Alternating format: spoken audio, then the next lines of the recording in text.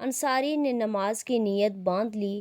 دشمن کی جانب سے ایک شخص آیا اور دور سے کھڑا ہوئے شخص کو دیکھ کر تیر مارا، اور جب کوئی حرکت نہ ہوئی تو دوسرا اور پھر اسی طرح تیسرا تیر مارا، اور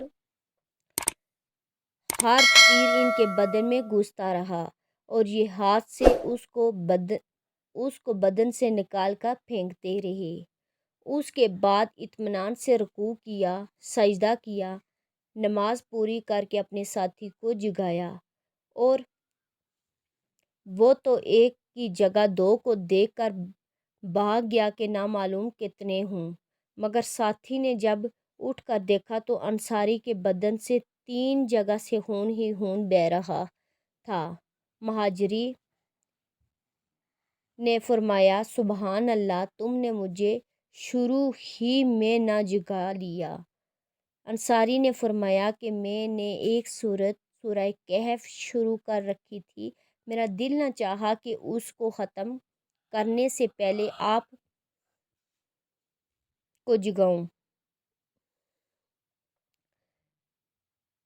اور رکوع کروں۔ اب بھی مجھے اس کا اندیشہ ہوا کہ ایسا نہ ہو کہ میں بار بار تیر لگنے سے مر جاؤں۔